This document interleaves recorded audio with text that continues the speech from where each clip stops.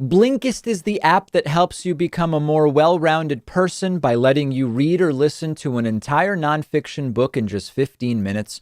You can try it for free and get 25% off a subscription by going to Blinkist.com/David Pakman. Welcome to the show. We have to start today with what could be a real disaster for Democrats in California in the California gubernatorial recall election. We've talked about it a little bit on the bonus show.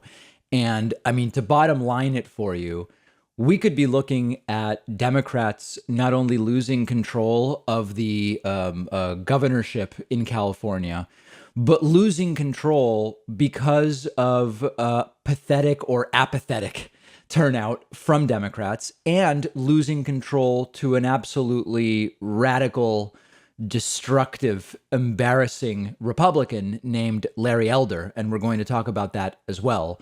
The way that the recall election works is it's relatively easy to recall a governor in California. Arnold Schwarzenegger came to power and ultimately became governor in California because of the low bar for a recall of then Governor Gray Davis. And similarly, the current recall effort is overwhelmingly being carried out by Republicans. In California, Democrats have a huge voter registration advantage. And so when you look at polling, you find that it's basically 50-50-ish when it comes to whether in the polling, whether you between Democrats and Republicans, whether you want to recall Gavin Newsom. Democrats have a far larger share of the voters, but the question is, will they turn up? And it's sort of a two-part election. The first part is, do you want to recall the governor? If that is a yes, then who is it that you would like to see become governor? And Larry Elder is leading in just about every poll there. I know someone called in last week and said this guy, Kevin Paffrath, who I know a little bit, I've been on his show. He's a YouTuber. Kevin Paffrath is polling first. In most polls I've seen, Kevin Paffrath is not polling first. He's polling a pretty distant second. And what is really important to understand is that only 36% of all registered voters want to remove Gavin Newsom. But when you look at likely voters, it goes up to 47%. And this is that problem I'm talking about. When it comes to the heavily Democratic state of California, most people want to keep Gavin Newsom. When you look at only those who are likely to vote, it's very close to 50-50. And as there's a good article in The Guardian about this, apathetic voters could hand California recall to Republicans. Folks seem unaware. Gavin Newsom remains popular, but Democrats appear far less likely than Republicans to vote in the election. With California's gubernatorial recall election underway, Newsom is fighting for his political life. The Democratic governor of a deep blue state could narrowly lose his seat to a fringe right-wing radio host, in large part due to inertia and apathy among voters. Democrats outnumber Republicans nearly 2-1 in California, but while the former are distracted and disengaged, the latter are riled up, political strategists and pollsters say. By voting at higher rates, Republicans could capture the governor's seat for the first time in a decade. And then again, those numbers I mentioned, only 36% of all registered voters want to oust Newsom, but that number rises to 47% when polling likely voters. That's a UC Berkeley poll. A recent CBS News poll found that 72% of Republican voters are very motivated, but only 61% of Democrats feel the same. It is really important to understand that the motivation that Republicans have comes from hate. It comes from lies that they've been told and that they believe. And you only have to look at video from a Larry Elder event to figure out what is going on. We played video of this last week. Larry Elder did an event. He's the Republican leading candidate for those who want to recall. He's a Republican, very radical guy. He did an event where he said, if I am elected governor, I will repeal or ban any mask or vaccine mandates that are in place at the time. And the guy got a standing ovation from the crowd. That's the type of thing that is motivating the people that want to remove Gavin Newsom. Many are asking as well, isn't this the exact same scenario as with Arnold Schwarzenegger? Because there was a recall done of a Democratic governor. Democrats maybe assumed we're going to win this easily because it's California. And then Arnold Schwarzenegger ended up winning. This is a very different scenario. So although it could be really bad for Democrats, it's a different situation than back in the early 2000s. Schwarzenegger won with 48% of the vote. And Democrats had put up like a real candidate, Lieutenant Governor Bustamante, who got 33%.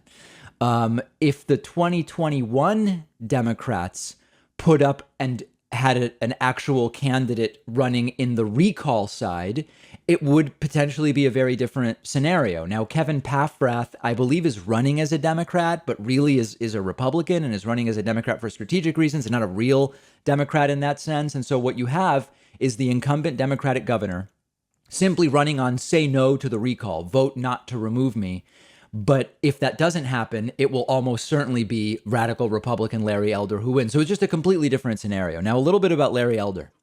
Larry Elder, to give you a sense of what could end up taking place if Larry Elder wins. Larry Elder was a big supporter of Donald Trump. That should instantly disqualify you, of course. Believes that Donald Trump has nothing, bears no responsibility for the January 6th Trump riots. In one of his books, Larry Elder called for getting rid of the IRS altogether, putting in place a national sales tax, reducing government by 80%, ending welfare, ending entitlements, getting rid of the minimum wage, and getting rid of corporate taxes. That's his package of economic ideas that he wrote about some time ago. Larry Elder has argued that Roe v. Wade should be overturned, which would essentially allow abortion to just be made flat out against the law, has referred to abortion as murder, has a long history of tweeting anti-LGBT things, published and gave airtime to serious misinformation and very fringe views on all sorts of different science topics. This includes the negative health effects of smoking cigarettes, climate change, and of course, treatments, unproven treatments for COVID-19. And I could go on and on and on. And so the message here is, it may be that because of Democratic apathy in California, we will have a major loss for the left, which would be having a state like California with such a Democratic advantage in terms of party registration. We could see the Democratic Party lose a governorship, and not only lose it, but lose it to a wacky right-winger like Larry Elder, because Republicans are far more motivated than Democrats in California. I've spoken anecdotally. I've spoken to some Democrats in California who understand what's going on and plan to vote and are telling people we've got to get active or we're going to sleep through a radical Republican takeover of the state of California. There are others who have no idea this is even going on, and that's really the concern. And the low threshold for doing a recall in California systemically creates this situation where you can have a relatively small group of very motivated and very radical Republicans overwhelm the will of the state overall, which is it's a very left-leaning state because a lot of those left-leaning people choose not to vote. So that's a very, very bad thing. We've got to make sure everybody understands what's going on, and we'll have more coverage of the California recall probably next week and into the recall election in mid-September. Let's talk a little bit about Florida. We have, I guess I would sort of call this good news out of Florida in the sense that in politics, you often get reverse consequences. So like think back to the 2016 Republican primary, which really started in 2015. Donald Trump arrived with no experience, no reasonable ideas, no credible path to getting anything done. And he was rewarded by becoming the Republican nominee and ultimately president of the United States. And similarly, we have seen in the state of Florida, radical COVID governor Ron DeSantis experience the COVID hellscape that Florida has become and not really suffer when it comes to polling and when it comes to approval. That seems now to have changed, and that is very good news. Ron DeSantis's poll numbers have started to plummet as the COVID numbers in Florida continue to get worse and worse and worse. And what impact this will have on his gubernatorial reelection campaign and possibly his eventual candidacy for the Republican presidential nomination, we just don't know. But let's look at this report from Truthout. Florida Governor Ron DeSantis is seeing approval ratings plunge after enacting and seeking to enforce stringent measures to prevent schools in Florida from taking actions to prevent the spread of coronavirus. Earlier this year, DeSantis signed a bill into law that banned local governments, including school districts, from issuing rules about masking, despite a CDC recommendation that every school require masking to prevent students and staff from contracting and spreading COVID-19. After several school districts said they would keep their masking rules in place, DeSantis threatened to withhold the pay of district officials in punishment for their defiance, even though they were acting in the interest of public health. DeSantis went forward with the threats despite polling in his state showing that most people support policies made at the local level to keep masking in place. In fact, most Americans back masking requirements in schools, and Florida is no different. Around 62% of Florida voters support rules requiring masks for students and staff. Now, new polling shows DeSantis may have harmed himself politically over his stubborn stance on masking. A Political Matrix listener group survey asked Florida residents whether they have a positive or negative view of the governor on his handling of the pandemic. Only 43% say favorable, 53, almost 54% say unfavorable. Importantly, this puts DeSantis at a disadvantage against his potential political opponents. He's up for re-election in 22. In a hypothetical matchup against U.S. Congressman Charlie Crist, DeSantis would lose the governorship, 43 to 57. And DeSantis is also faring poorly against the Florida Agriculture Commissioner, Nikki Fried. Fried would win about 54 to 46. We have this new polling data. It is very interesting to look at. This is the poll that's referred to. And we'll go through some of the numbers. First, when rating the handling of the pandemic, DeSantis has 54% either unfavorable or very unfavorable. When you break it out by party lines, Republicans are still strongly supportive. 66.2% have a combined favorable and very favorable. The poll goes on to find, next we see a complete flip from 8 weeks ago, with today Charlie Crist leading DeSantis 57 to 43. What seems to be the biggest part is the amount of grasp each has within their party. With Democrats, Crist has almost 90% of his base. With Republicans, DeSantis is down to only 75% of Republican responders. So that's an important signal, and that's similar, actually, to what we saw with Donald Trump, where you saw Joe Biden going into the 2020 election carrying almost every Democrat, whereas Donald Trump was still carrying a majority, but a smaller majority of Republicans. And of course, we know how that ultimately turned out. So, this really shouldn't be news. Like, this is what we call logical. When people's opinion reflects and responds to what takes place in the real world, that's logical and that makes sense. We've become so used to seeing Republicans reward the worst people and the worst political performance that in a way we're sort of like surprised. Wow, DeSantis has ruined Florida over COVID and his approval rating is plummeting. It makes sense, but it still surprises us. Now, someone wrote to me and said, you know what's going on, David? Ron DeSantis' supporters are dying of COVID, so he's losing approval. The math doesn't check out on that for now, but it could. Over time, you could actually start to see the fact that it's disproportionately Republicans who are dying of the virus because it's disproportionately the unvaccinated who are dying of the virus. It could start to make a difference. And what I mean by that is, as of about 10 days ago, 1,500 vaccinated people have died of COVID nationally.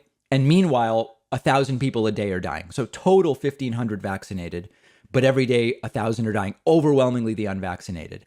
Over time, you could see a state like Florida, where Ron DeSantis only won by 33,000, but it now has 42,000 COVID deaths.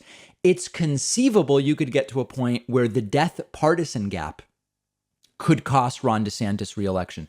A lot more people would have to die because remember, not everybody votes.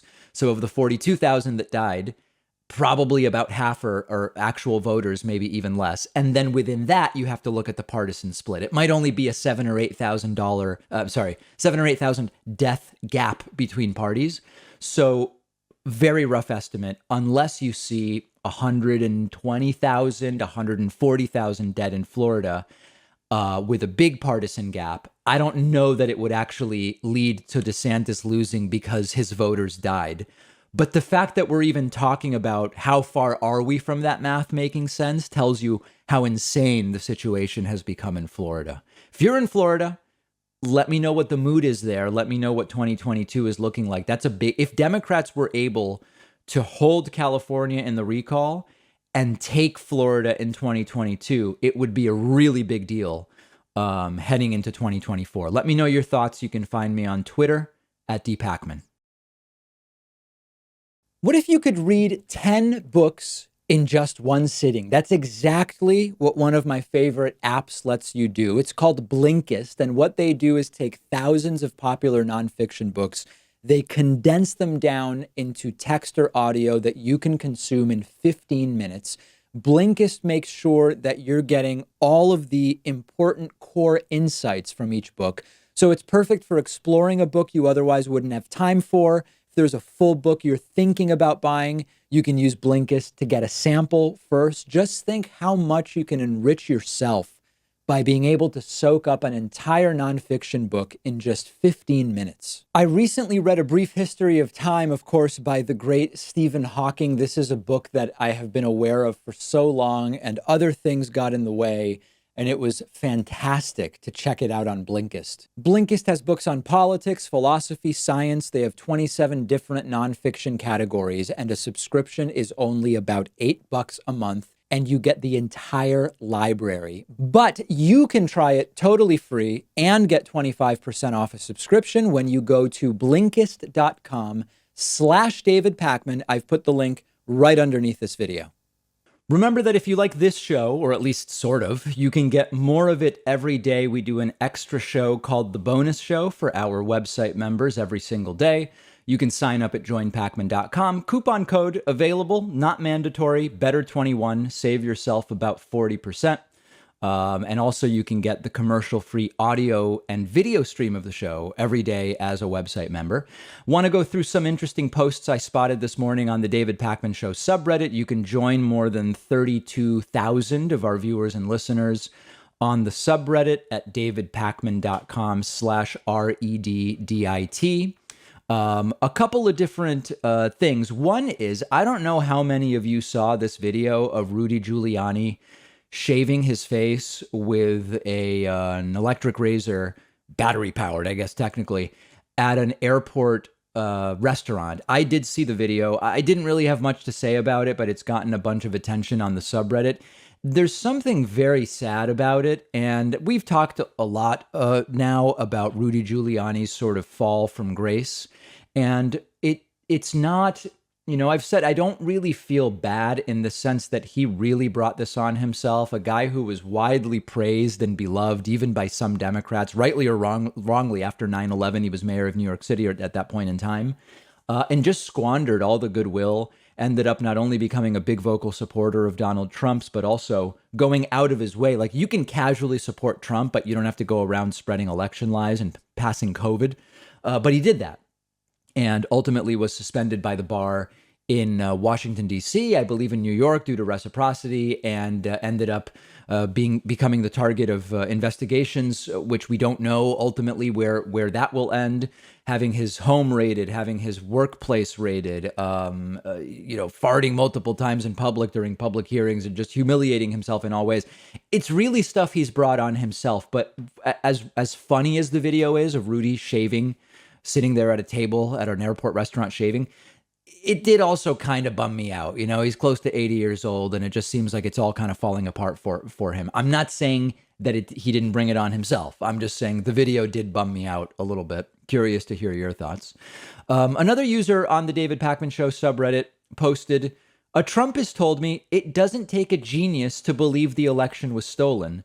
I simply said, you are 100% right." And I'm sure that this went over your Trumpist friends or acquaintance's head. But, what I do, I've been getting more and more calls when we take live calls on the show. And even I've been getting texts from friends about, I have this anti-vax person at work and I've been getting into arguments or whatever. My advice, take it for what you're paying for it, which is nothing, right? My advice is increasingly to people I know personally and to people who call in, I don't know that I would engage one-on-one with these folks. I think it's better to engage with campaigns and public awareness initiatives and whatever else in order to get people understanding facts and understanding whether it's anti-vax or whatever things about the election. I don't really know that there's much to gain from these one-on-one arguments, and the amount of stress and anxiety that I see it causing people in my audience and people around me, I just don't know that it's worth it. And so this approach, just saying, you know what, you're right. It doesn't take a genius to end up believing that Donald Trump actually won the election. I would go more in that direction, because at some point you've got to do what's best for yourself.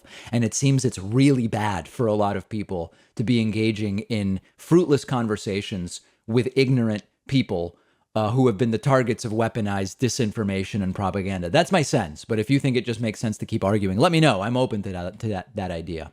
Lastly, we're starting to think about and talk about the 2022 midterms. And user Highway Agitated posted, what would count as a good midterm to you? We will probably lose the House, but a 7-seat loss would have Republicans at 219, 216. Not hard to crawl out of in 2024. A good midterm could also mean picking up Arizona, Georgia, and New Hampshire governorships. Also Senate pickups in Pennsylvania, Wisconsin, North Carolina. We could also flip state legislatures in Arizona, Michigan, Pennsylvania, North Carolina.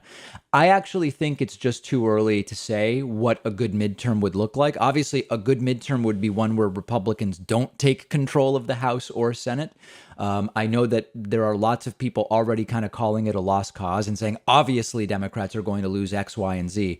I just think it's too early. You know, a few months ago, we were saying if COVID continues improving and Biden is attached to that, it could be a really good midterm. Rachel Bidikofer came on the show and said it could be okay. It also could be a disaster.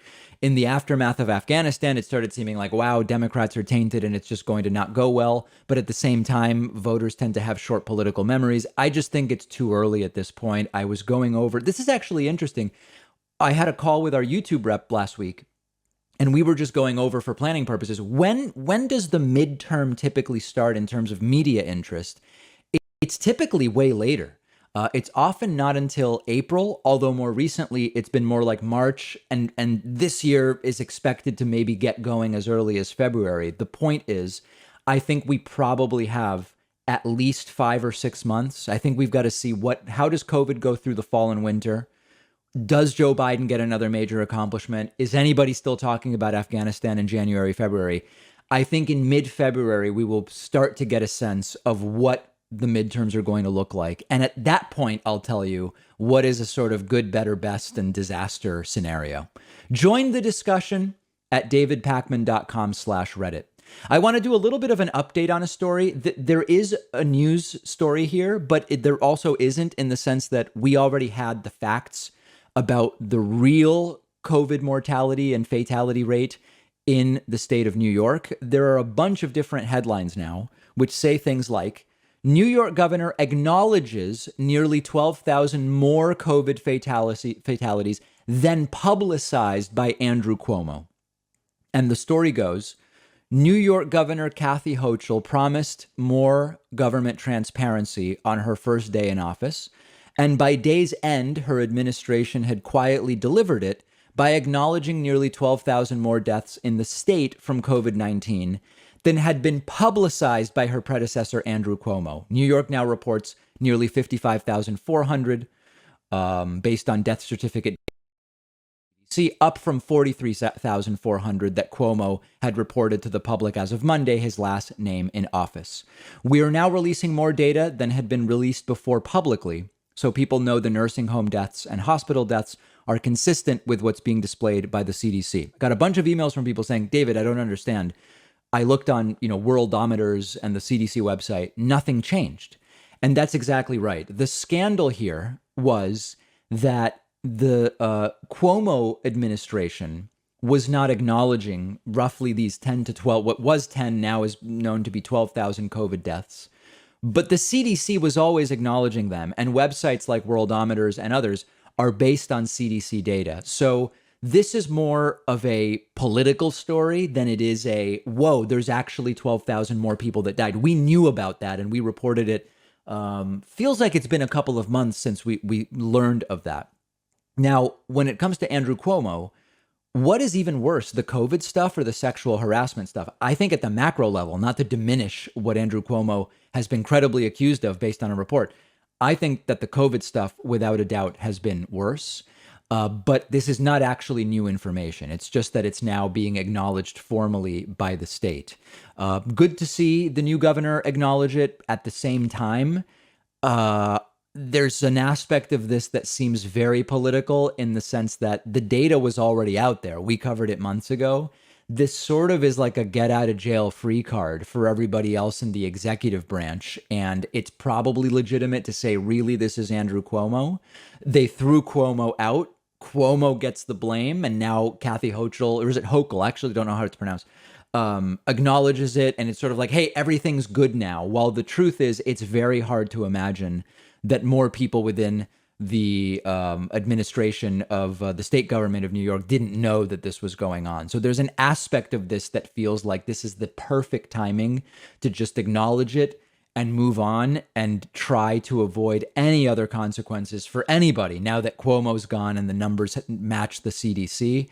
But in some sense, it's good that they have now said, yes, this is the real number of deaths here in the state of New York. If you think that this has any importance beyond just quietly putting it out there so that now they can move on and try to prevent anybody else from having any kind of consequence as a result, let me know. But the data's not new, and it seems to me like a pretty brazen act of say it, sweep it under the rug, and then if it ever comes up again, say that was on Cuomo, and Cuomo is now gone. We've taken care of the problem. Everybody's gotten the consequence they deserve.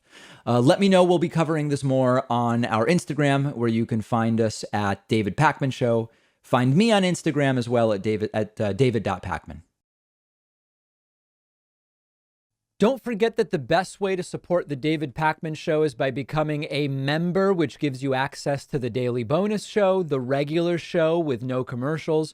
You also get access to our entire archive of every episode dating back a really long time and plenty of other awesome membership perks. Go to joinpakman.com and use the coupon code BETTER21 for a huge discount. Joinpakman.com. Okay, let's follow up on a couple of different stories that we've been covering for some time. You might remember that sort of in the middle of the 2020 era of the pandemic, there was this plot to kidnap the Democratic Michigan Governor Gretchen Whitmer, and a number of people were arrested for that. We have now learned what the consequences will be for one of the co-conspirators, I guess we would call them there, a Michigan man who admitted to taking part in an extremist group's plot to kidnap Gretchen Whitmer in retaliation for COVID restrictions, was sentenced yesterday to over 6 years in prison. The man is 25-year-old Ty Garbin, is the only person to have pleaded guilty out of the more than a dozen men facing state and federal charges stemming from the plot. So understand that this guy got more than 6 years. He pleaded guilty and cooperated. The others are presumably going to trial. And this guy still got 6 years. So just think about what might be coming for some of the other individuals here. 5 of those charged in federal court pleaded not guilty and faced trial in October. U.S. District Judge Robert Jonker sentenced Garbin to 75 months in prison, 3 years of probation, and a $2,500 fine. During the sentencing hearing, Garbin apologized to Whitmer, who was not present. This guy essentially threw himself at the mercy of the court, pleaded guilty, cooperated, and apologized, and still got more than 6 years. At least in theory. Of course, it'll depend on exactly what charges all others are convicted of, if at all. You could be looking at way longer prison sentences for the others. The individual, Ty Garbin, said, quote, "First, I would like to take this opportunity to apologize to Governor Gretchen Whitmer and her family. I've had a lot of time to reflect on my actions, and I never realized what my actions would have caused to her, but also her family. I can't even imagine the amount of stress and fear her family members felt because of my actions, and for that, I am truly sorry." Garbin also apologized to his friends and family. "I never took into consideration the emotional effect that my actions would take on them, and for that I was truly selfish to not take into consideration my family members that have meant so much to me." He expressed the desire to continue to de-radicalize himself and help prevent others from becoming radicalized and going down the same path. So That's great if that stuff is true. It very well might be completely disingenuous, and what his lawyers said, say this in order to get the lightest possible sentence. It doesn't really matter. He was willing to do it. And what I am, so two thoughts here, basically. First of all, they have to throw the book at these guys. It has to be made very clear that it is not it is not a serious modern society if you can plot to kidnap one of the top state official, the governor, and get away with a slap on the wrist. It can't happen. And so this is a guy who expressed remorse, genuine or disingenuous, I don't know, but he expressed remorse. He cooperated. He is getting all the right buzzwords. I want to de-radicalize myself, and I apologize to everybody, and pleaded guilty, and more than 6 years in prison he will now have to do. The other 11 individuals, and again, only some of those we know sort of the path to trial that is taking place, but the other up to 11 individuals, could they end up with more than a decade in prison?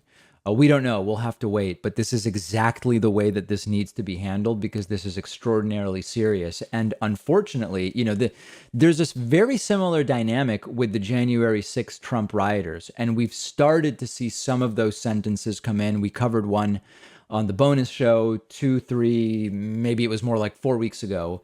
And we can kind of argue over, okay, 8 years, 12, 6, 15, and then if for good behavior and prison overcrowding, they'll probably serve half. Whatever ultimately is the number of days and weeks and months that these individuals serve, it has to be made very clear that this is what they did on January 6th was worse than just showing up and trespassing at a business, right? Like on paper, the literal charges that might be there, isolated from the political reality and the movement and the mob mentality that was part of what was going on, might not be as bad as 10, 12 years in prison. But that the overall event that they participated in and its relationship to having a functioning democracy, et cetera, makes it worse. There's sort of an enhancement component there that has to be taken into consideration. And I hope that we see the book thrown at the Trump rioters from January 6th, as much as hopefully the book will continue to be thrown at the accused here, if they are found guilty, of course, or if they strike plea deals, when it comes to the plot to kidnap Governor Gretchen Whitmer. And it's actually crazy that because of all the different things that were going on at this time, and because of the complete daily scandal of the Trump administration at the time that this was going on, this feels like it was a relatively minor story and a long time ago. But this is crazy. This is crazy. A concerted effort to kidnap a governor. And so far, one down and many more to go. Ty Garbin will have to spend more than 6 years in prison, maybe only 3 for good behavior, right? We'll have to see about that. But we'll continue to follow other sentences that come forward. We have a good court decision to tell you today regarding the pandemic and guidelines. There is a Dallas County judge that has ruled against Texas Governor Greg Abbott's move to ban mask mandates in the state. Now, if you're watching from another country, for example, and you're in a country that makes a little more sense than the United States, thanks to the Republican Party, you might assume if governors are going to get involved with mask mandates, you would think governors would say, hey, I'm not leaving it up to the local level. All schools must have a mask requirement in place for the time being, for the upcoming fall semester, in order to prevent the spread. But you would be wrong. The involvement of governors in mask mandates, particularly in red states, places like Florida. Florida's a very 50-50 state, but with Ron DeSantis, the Republican governor, Texas with Greg Abbott, the involvement of governors has been to ban mask mandates, or at least to try to ban vaccine requirements, or at least to try to. And a Dallas County judge says, no, you can't enforce it. You can't do it. You can't ban mask mandates if that is what municipalities or schools or whoever wants to do. Judge Tanya Parker sided with Dallas County Judge Clay Jenkins on Wednesday, issuing a temporary injunction against Abbott's ban on mask mandates.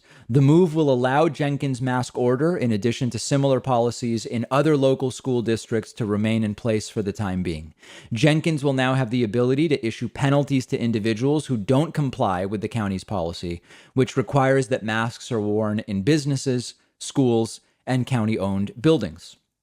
Parker wrote in the ruling that Jenkins proved that Dallas County residents, quote, will suffer probable, imminent, and irreparable injury through County Judge Jenkins being precluded from exercising his authority to mandate masks in public. So what the decision is, and sometimes it's like, was something banned, or was the ban banned, or did they ban bans on bans? Okay, you get it. The decision here is the governor can't ban mask requirements as an umbrella decision or direction. The controversy in Dallas began when Commissioner J.J. Koch filed a lawsuit against Jenkins earlier this month after being removed from a courtroom for refusing to wear a mask. Jenkins responded by filing a lawsuit against Abbott over an executive order he signed that banned mask mandates. If you think this is the end of the road for this, it is not. The temporary injunction will likely be appealed to the Fifth Court of Appeals in Dallas and then to the Texas Supreme Court before a final ruling is made. Abbott's office said in a statement it believes in the state attorney general's ability to defend the executive order. Imagine for a moment not only the money that could be saved, but potentially the number of infections that could be prevented, hospitalizations that could be prevented, and some number of deaths that could be prevented if, instead of focusing on banning public safety guidelines, instead the Texas governor and his office focused on encouraging vaccination, encouraging safety protocol, and working to actually get beyond the pandemic, rather than these pathetic shows about liberty and freedom and whatever else. But unfortunately, we see it as not only a waste of time, but as something that's bad for public health. The Republican Party, particularly in these red states, is about obstructing, bringing down anything and anyone who is trying to make a positive impact under the guise of so-called freedom and liberty. And unless they start losing, they are probably going to continue doing this for a long time because, as I've said before, they've completely abandoned policy. And if you think this is the only thing that Greg Abbott is doing, no, yesterday, actually, Executive Order GA 39, this is a vaccine mandate ban. And the idea here is to prohibit vaccine mandates and vaccine passports subject to legislative action. So while this is getting struck down, he's trying to prevent vaccine mandates and vaccine requirements. And they claim to be about liberty, freedom, and not regulating business. But yet they're going out of their way to say we need the government to ban a private business from making whatever decision is right for them. Normally, these are the people who say, if something is the right decision for a business, or even if it's the wrong decision, but they think it's the right decision, they should be free to make that mistake or to take the correct action. Except when they want to say, hey, you know what? It would be really bad for our business for unvaccinated people to come in and start spreading the virus. So we're going to require proof of vaccination. Oh, no. Now we need the full power of government to regulate these people. Not surprising. They've been hypocrites for a very, very long time.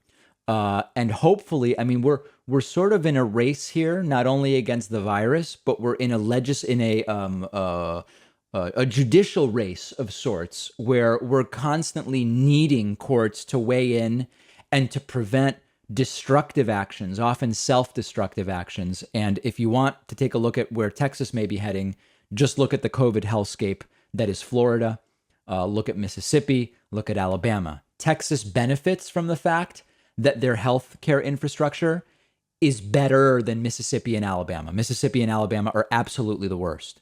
And look at what's happening in their ICUs. But it is hitting Texas as well. As I covered yesterday, 3 independent emergency rooms in Texas have had to close because the organization that runs them needed to take all of their staff and bring them to other facilities overloaded with COVID. So as we've said before, if you get into a car accident in Texas, you're vaccinated, you have a health issue that it's not even COVID related. You get into a car accident, There are now 3 ERs which simply will not be available because all of the staff needed to be brought elsewhere to deal with COVID, overwhelmingly in hospitalized unvaccinated patients. And this is going to continue.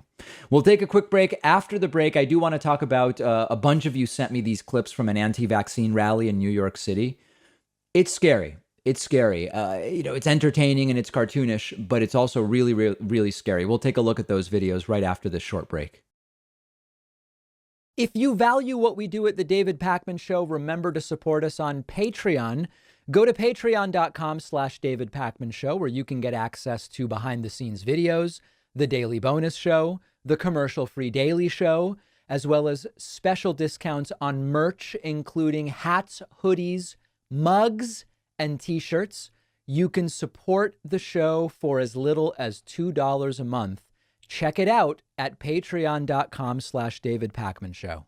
All right, so a ton of you sent me news articles and clips and audio of this crazy anti-vaccine rally that took place in New York City.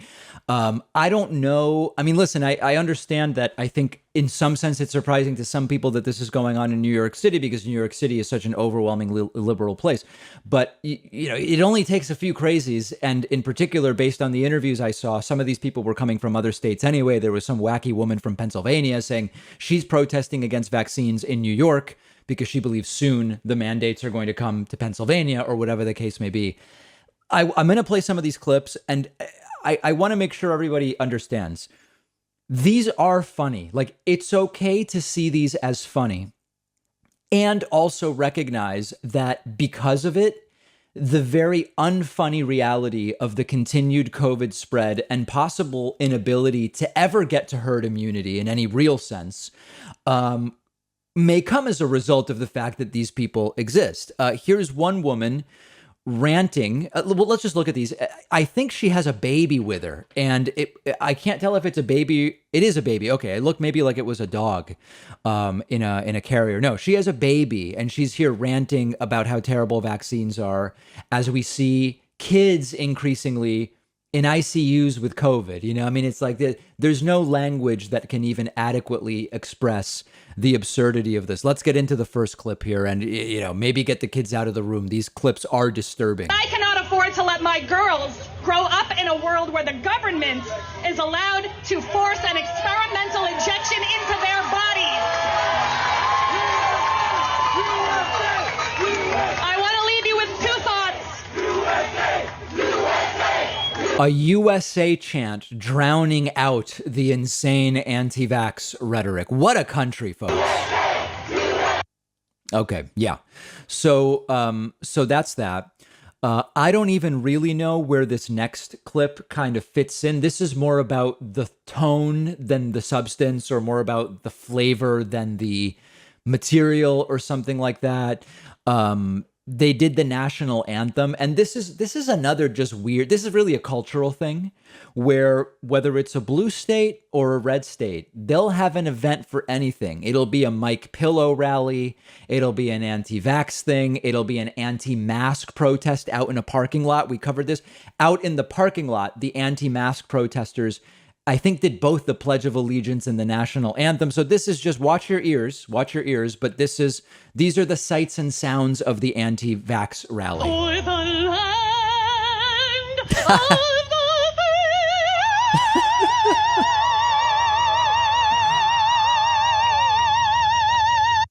Yeah, and it keeps going. Really, this is how you fight tyranny, right, guys? Yeah.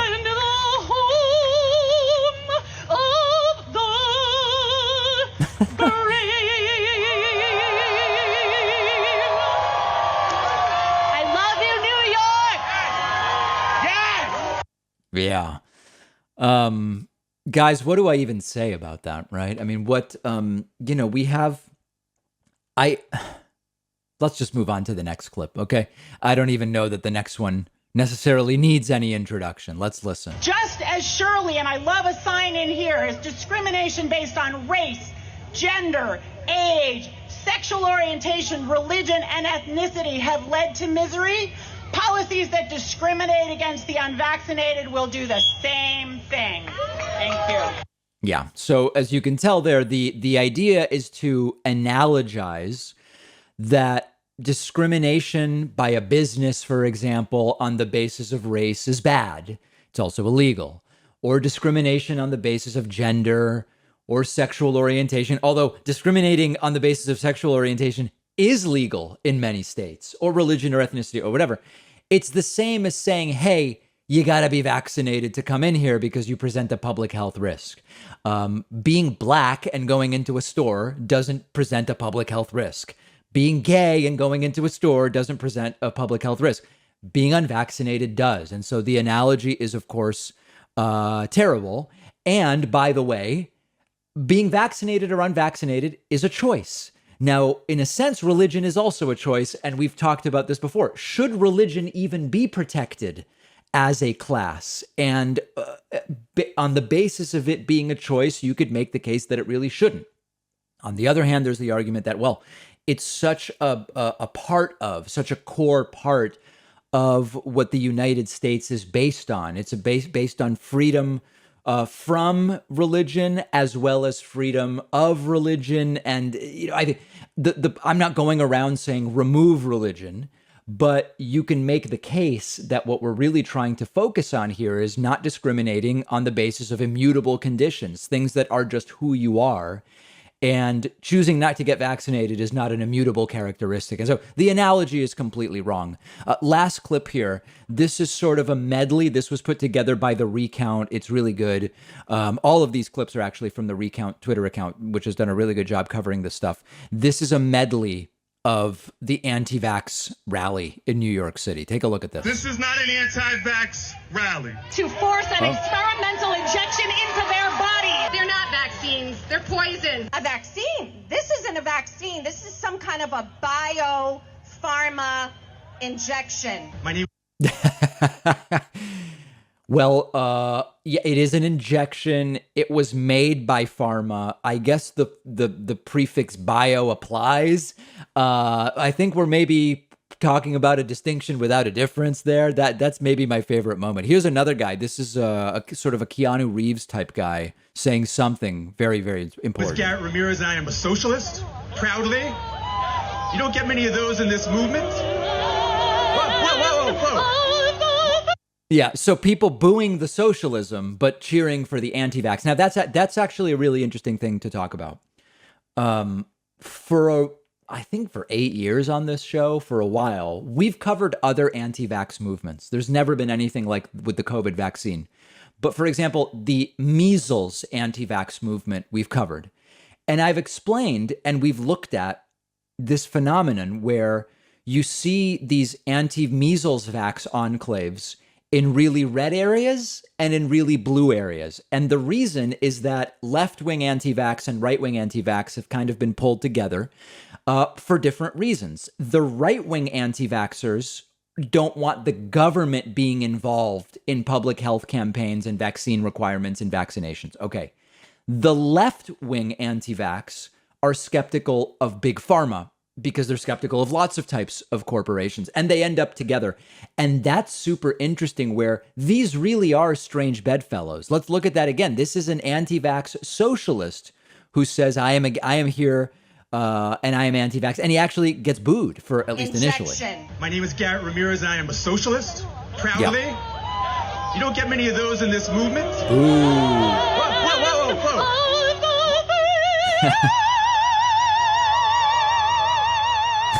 Discrimination based on race, gender, age. Policies that discriminate against the unvaccinated will do the same thing. This is a trick to get us to have digital IDs. They don't know science, but they know marketing. These son of a bitches are not gonna force me. Now, that's wrong. It's sons of bitches. It's like attorneys general. It's not son of a bitches unless you have, I guess, multiple moms. I don't know. Anyway, that's a very technical analysis there. This is delusional. This is really dangerous, of course. And politics makes very strange bedfellows. And all we can hope for is that the public health campaigns And the vaccine requirements that are being put in place make it just much easier to go and get vaccinated than to do anything else. And I still maintain that we'll talk, by the way, about Delta Airlines and vaccinations on the bonus show today. I still think that one of the ways to most quickly get more people interested in vaccines is for airlines to require them in order to fly. Maybe an issue we will take up again in the future. Okay, a few other updates here. South Dakota has seen cases quintuple after the Sturgis motorcycle rally. 2 weeks after the annual motorcycle rally in Sturgis, South Dakota, reported COVID infections in the state have risen nearly sixfold. It's a very unsurprising headline. South Dakota counted more than 3,800 new cases in 2 weeks, including 7 deaths, up from only 644 cases in the previous 2 weeks. That makes it the state with the largest percent increase in COVID in the past 2 weeks. The state's rate of COVID infections per capita in the last 2 weeks is in the bottom half of the country, but it's the sharp and sudden increase in case counts that sets it apart. Meade County, home to Sturgis, has counted 330 new cases in the last 2 weeks. This is a really low population place, so 330 cases is a lot, up from the 20 reported in the 2 weeks before the rally. So look, think about that number. The 2 weeks before the rally, Meade County has 20 COVID cases. In the 2 weeks after the rally, Meade County has 330 COVID cases. That's according to the Johns Hopkins University case count. The 1,550% increase comes after the motorcycle rally, which usually draws 500,000 people, possibly had its biggest year ever, according to County Sheriff Ron Merwin. And as you can see, we're putting up a map on the screen, and I'll describe the map to you. The map is of all 50 U.S. states. And what you see is that there is one dark red state. That state is South Dakota. And that is where we have seen a 493% increase over 2 weeks. Some of the other darker red states include nearby North Dakota, up about 124%. West Virginia, which is up, I'm not exactly sure what percent. Indiana is looking pretty red, up about 99%. And the lightest color states, California and Nevada, as well as Missouri and Louisiana. So that's what's going on there. And it is a completely unsurprising headline. There's also the question of whether we're going to see similar numbers in Alabama. Remember, Donald Trump on Saturday holding a rally in Cullman, Alabama. And Alabama, the worst / second to worst health infrastructure in the United States. Education is also terrible in Mississippi and Alabama. Vaccination rates are very low in Mississippi and Alabama. And so we'll see whether we're going to get more cases there. Now, I know some of you will be saying, hold on a second, David, sir, you always talk about how outdoors is really not a big deal. And mostly that is correct. As we've talked about, even before we had vaccines, only about 1 out of 1,000 COVID cases was being transmitted outdoors. But that 1 out of 1,000 was happening when people were doing obviously stupid things that they shouldn't be doing, like massing together by the thousands. And so if you are going to see case transmission outdoors, it's going to be in situations like the Trump rally in Cullman, Alabama, where nobody was wearing masks. People were masked together some people got there 12 hours, 10 hours before the rally. And we're going to see, we'll track the numbers 2 weeks before and 2 weeks after Trump's rally in Alabama. But it is not looking good, and people doing really dumb things. And I don't expect it to change anytime soon, sadly. We have a voicemail number, and that number is 219-2-DAVID-P. I got a very funny voicemail about how was I even able to enjoy my vacation, given that I didn't have with me all of the different products and services from our sponsors. Take a listen to this. I get it's a joke, but I like it anyway. David, sir, how were you able to enjoy your vacation without access to your Chill Sleep Cube sleep system, Helix mattress, or Nebia shower head? I know. Yeah, I had to deal with. Actually, the mattress at the place I stayed was really good. But yeah, I had to deal with the total inability to cool my mattress with the Chili Sleep product that we have as an advertiser. I didn't even have Blue Chew. That's a joke, by the way, guys. But that is one of our advertisers. I didn't have my Blue Blocks glasses. I didn't have anything on the trip, and somehow I still had a great time. Okay, very good. We have a great bonus show for you today. First and foremost, I'm going to address head on today's bonus show. Why has the bonus show been a disaster from the technical standpoint on Monday, Tuesday, and Wednesday? The explanation is a sort of simple one, and I'm going to even ask for help with it. Also, Delta Airlines, which never refers to the Delta variant as the Delta variant. They always call it like the 16217 or whatever the number is. They don't want to call it the Delta variant because they're Delta Airlines, which is sort of funny. Delta Airlines is going to be charging unvaccinated employees an additional $200 per month for health insurance. Why? Well, because they've made an actuarial calculation and they've determined our cost for unvaccinated individuals over time is going to be higher. Are people going to quit Delta Airlines? We'll talk about it on the bonus show. And then lastly, we have an update. It is not going to be a recommended third dose at the 8-month mark. It's going to be a recommended third dose at the 6-month mark. And of course, this is leading people to ask, am I going to need a booster every 6 months? And also raising questions about why don't we have a booster that is tailored to Delta rather than the same old shot from 2020. And we were going to address all of those different questions on today's bonus show. Get instant access. I would love to have you on the bonus show, really. Sign up at joinpacman.com. It takes only seconds. You can use the coupon code MyHIPAA, a refrain from many anti-vax Republicans, MyHIPAA. Use the coupon code MyHIPAA to sign up at joinpacman.com. You will get a huge discount. And people, I got a bunch of emails saying, David, what interviews are upcoming? We have a bunch of really good interviews upcoming. Tom Hartman is going to be joining me soon. I also am excited. Many people recommending Vincent Racconello. I hope I'm pronouncing that correctly. One of the hosts of the This Week in Virology podcast. He is a virology professor at Columbia University. Brilliant guy from the standpoint of virus.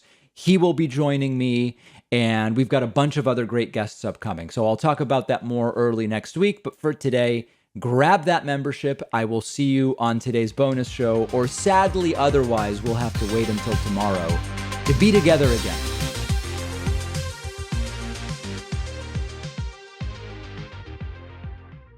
Thanks a lot for watching today's show. I just want to take a second to tell you about today's sponsors. Blinkist is the app that helps you become a more well-rounded person by letting you read or listen to an entire nonfiction book in just 15 minutes. You can try it for free and get 25% off a subscription by going to Blinkist.com/David Pakman.